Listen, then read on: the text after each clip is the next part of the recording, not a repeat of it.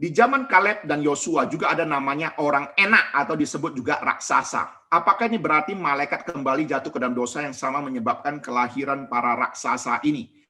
Apakah malaikat punya emosi? Perhatikan, saya agak kurang jelas bagaimana bisa mengatakan raksasa itu keturunan malaikat.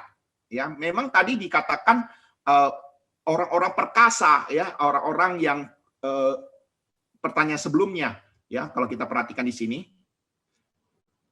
Nah, kalau di sini dikatakan inilah orang-orang yang gagah perkasa di zaman purbakala, ya, melahirkan anak bagi mereka orang-orang gagah perkasa, orang-orang yang kenamaan, tidak dikatakan sebagai raksasa, ya. Jadi saya kurang tahu bagaimana bisa menghubungkan gagah perkasa dengan raksasa ini, ya.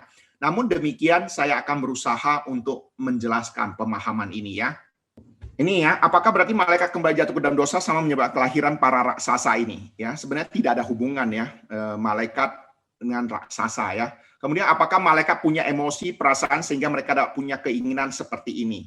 Ya, nah, coba perhatikan. Saya ingin menjawab apakah malaikat itu memiliki emosi dan perasaan. Ya, saya ingin jawab pertanyaan ini dengan nas Alkitab yang ada di dalam Alkitab. Secara sederhana saya katakan dalam Lukas 15 ayat 10, aku berkata kepadamu, demikian juga akan ada sukacita pada malaikat-malaikat Allah karena satu orang berdosa yang bertobat. Jadi kita bisa melihat kira-kira malaikat punya emosi dan perasaan tidak? Jelas punya.